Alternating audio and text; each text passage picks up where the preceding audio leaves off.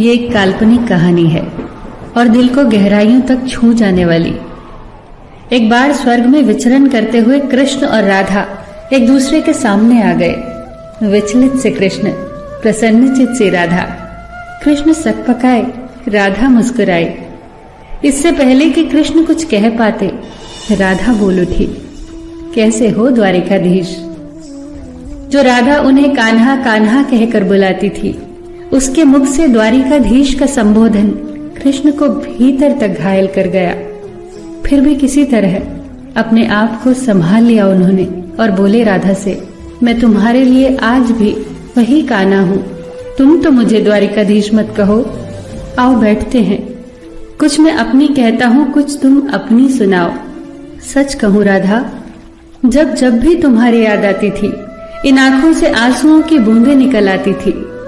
राधा बोली, मेरे साथ ऐसा कुछ नहीं हुआ। न तुम्हारी याद आई, न आंखों से आंसू बहा, क्योंकि हम कभी तुम्हें भूले ही कहाँ थे। जो तुम याद आते, इन आंखों में तो सदा तुम ही थे। कहीं आंसुओं के साथ निकल न जाओ, इसलिए रोते भी नहीं थे। कान्हा, प्रेम से अलग होने पर तुमने क्या खोया, इसका एक आईना दिखाऊं तुम्हें। कुछ कड़वे सच प्रश्न सुन पाओ तो सुनाऊं।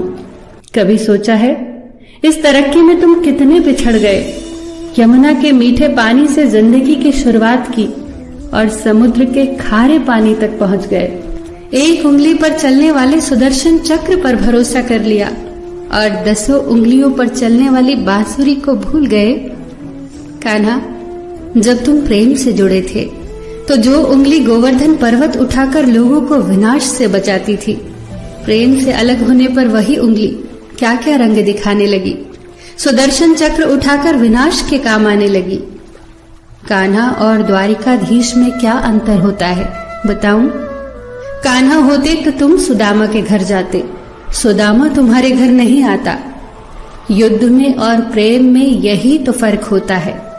युद्ध में आप मिटाकर जीतते हैं और प्रेम में आप मिटकर जीतते हैं। कान्हा, प्रेम में डूबा हुआ इंसान दुखी तो रह सकता है, पर किसी को दुखी नहीं कर सकता। आप तो कई कलाओं के स्वामी हो, स्वप्न दूरदृष्टा हो, गीता जैसे ग्रंथ के दाता हो, पर आपने ये क्या निर्णय लिया? आपने अपनी पूरी सेना कौरवों को सौंप दी और अपने आप को पांडवों के साथ कर लिया। सेना तो आपकी प्रजा थी, राजा तो पालक होता है, उसका रक्षक होता है। आप जैसे महाज्ञानी उस रथ को चला रहे थे जिस पर बैठा अर्जुन आपकी प्रजा को ही मार रहा था। अपनी प्रजा को मरते देख आप में करुणा नहीं जगी, क्योंकि आप प्रेम से शून्य हो चुके थे। आज भी धरती पर जाकर देखो, आपकी द्वारिकाधीश वाली छवि को ढूंढते रह जाओगे। हर जगह, हर मंदिर में मेरे ही साथ खड़े नजर आओगे।